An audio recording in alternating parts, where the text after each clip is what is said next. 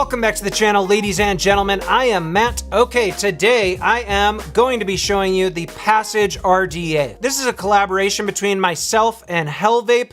Backstory, we started talking and working on this end of October into the beginning of November. I had an idea like this beginning of last year, and I got turned down by a manufacturer. But then after talking to Hellvape, they had a similar design. We joined forces, and then out popped the Passage RDA. Now, the idea behind this is that it's supposed to be pretty leak resistant. Airflow comes in high, goes down 3 airflow passages, then has internal honeycomb airflow, which hits your coil. So pretty damn leak resistant because the airflow slots are very high on this. Now with the build deck, it's a 2-post design that has separation blocks, and I'll show you guys that when we go up close, but it's just for dual coil. It's for you dual coilers out there. Let me go ahead and vape it. This build is coming out at 0.12, 75 watts, airflow is wide open. Here we go.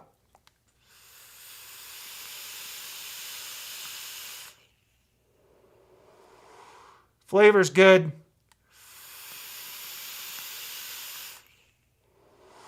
Flavor's really good, but obviously I'm biased. So anyway, we're gonna go ahead, dive down. I'll show you the ins and outs. We'll put a build in one and we'll go from there. All right, here we are with the Passage RDA. Pretty simple packaging, as you can see.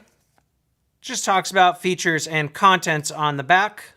Now inside you will of course have the RDA. And then you have this box of spares, and that includes some O-rings, some extra screws, 510 drip tip adapter, and an extra drip tip. This is a PMMA frosted drip tip. Then a flathead screwdriver and an Allen key. And then you have a user manual. And inside there you have a little note from me as well. So with the included drip tip, you're looking at about 32 millimeters tall, 24 millimeters in diameter at the base. And then this middle section right here goes out to 25 millimeters. On the base there, it says Passage in collaboration with Suck My Mod, Hellvape, gold plated 510 pin. We are going to swap that out for the squonk pin. And now let's take a look at this drip tip. Now, these are going to be different materials, different colors. They don't make this fleck in a lot of different colors. So that's why you'll see that, you know, not all the RDAs have fleck.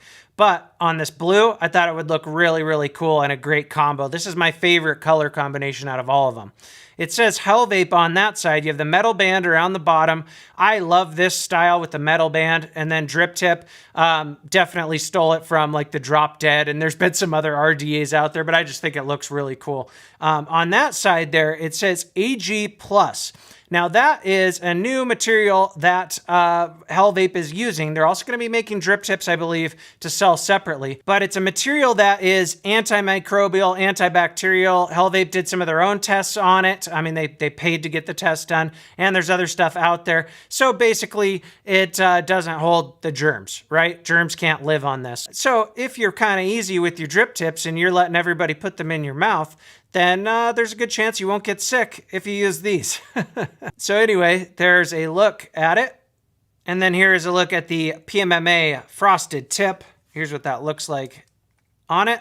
Okay, nice looking. I don't believe this has the AG Plus technology though. So on the outside of the RDA, you do have the Passage logo. You got some knurling up top here, and then you have the airflow passages. Now, depending on what color you get, like the matte versions, the matte blacks, that would be sandblasted on the inside there. So let's go ahead and pull. But on this one, it's just machined, as you can see. So you have these machine marks in there. On the final versions, I don't think those will be as noticeable, but they're definitely showing up on my camera, so it's worth pointing out.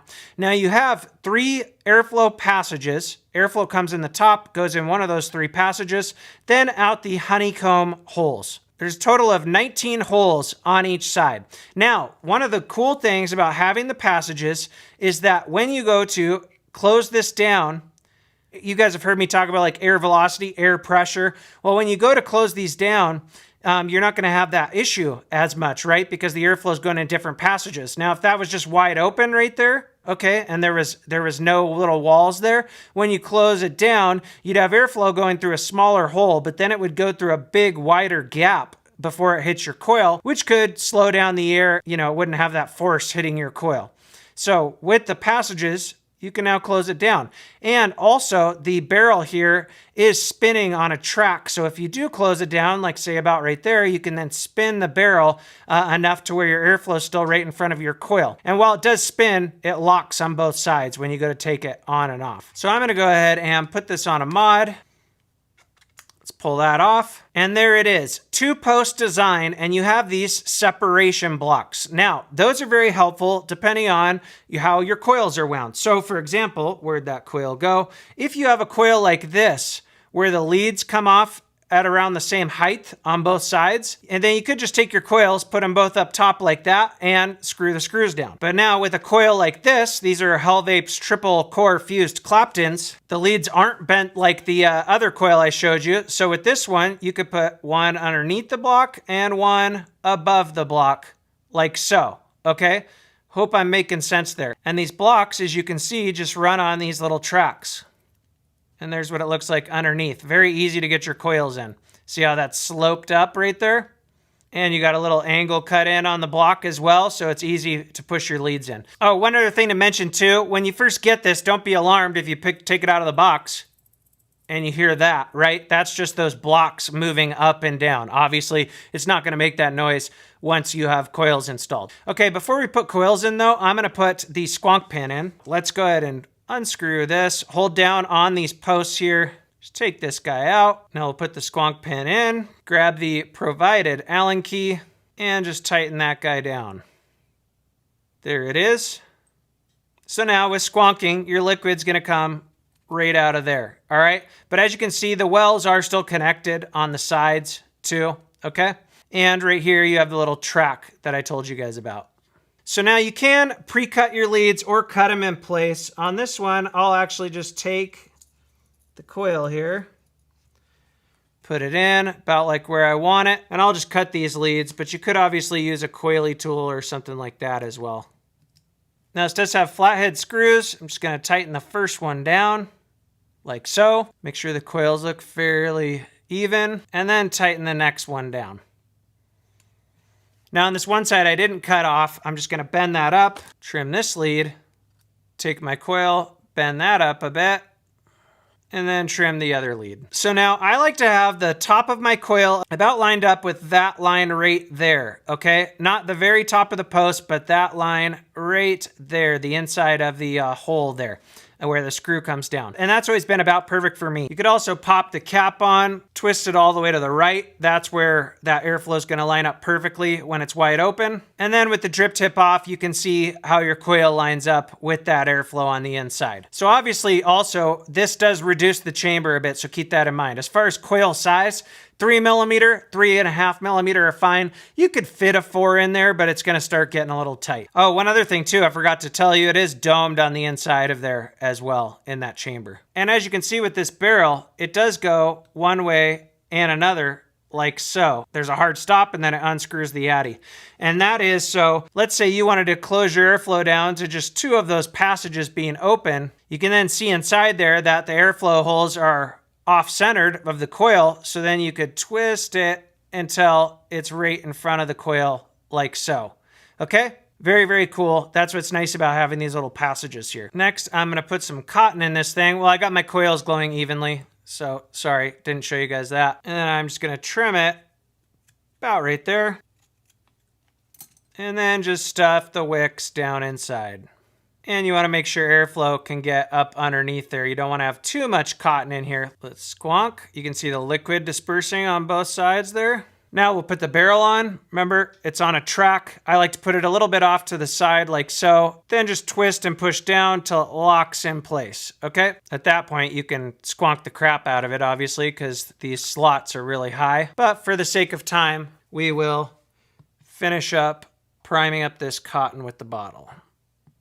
And something else I like to do is if I have any cotton that's pushed up over here, I put quite a bit of liquid in there. Just kind of move the cotton back so it's not right in front of that airflow. Let's give it a test fire. Yeah, I splooged too much liquid in there. One of the things that happens when you do stuff under a camera. Now we'll put this piece in, like so. Make sure that airflow is centered. And there she is. Get that fuzz off. Looks great on the top side. Here's a better look at that. Yeah, nice match with the topside dual for sure. So I'll show you the other colors. Here's the matte black one. This is the matte black with the etched in logo, so you can see the stainless. There's another one where it still has the logo, but it's all black. And this one has a red drip tip, same AG plus material. And as you can see right there, the airflow slots are sandblasted. Here's the other black one I was just telling you about.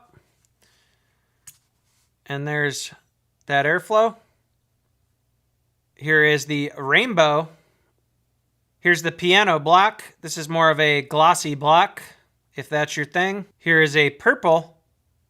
Here's the gold. This one also has that flecked drip tip, sparkly drip tip. This one looks quite cool if you're into gold. Here's the stainless steel with the blue drip tip. Now keep in mind, these were done quickly so I could have them before going to the Vapor Expo UK. Your final production versions shouldn't have a lot of these smudges and stuff on them. They just weren't cleaned super well. And then finally, here is a gunmetal. All right, guys, that is it for the up close. Let's go up top, vape this, and talk about it a little more. All right, here's the Passage RDA. Build is 0.12, 75 watts. Airflow's wide open. Here we go.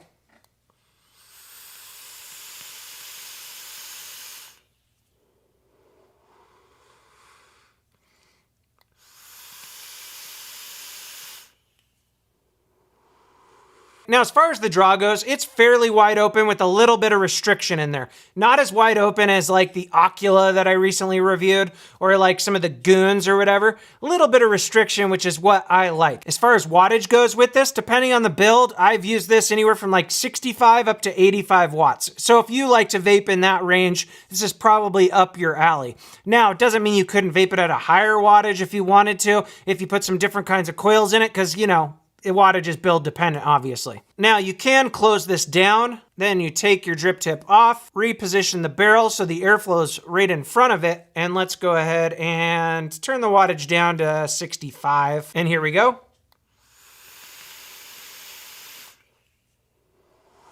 More restriction there. Definitely not anywhere close to mouth to lung or anything, but definitely more restriction.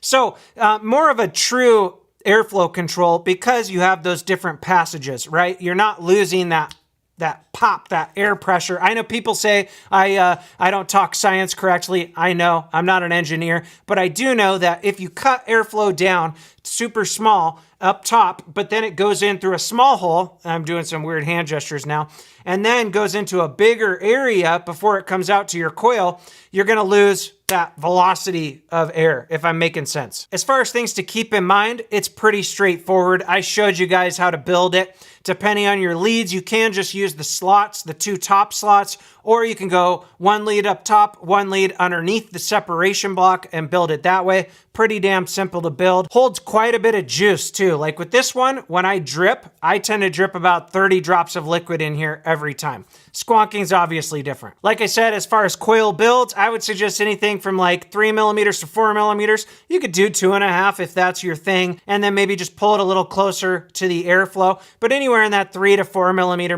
range is the sweet spot for me. I know most people use 3s. So that's really it, guys. I wanted a leak-resistant RDA that had good flavor. The honeycomb airflow smooths out the draw because you can run into turbulence issues when you're doing something like this where it goes in high, down, and then out. The honeycomb smooths it out more, so that's why we did that. All in all, I'm very, very happy with it, and I think the flavor's freaking fantastic.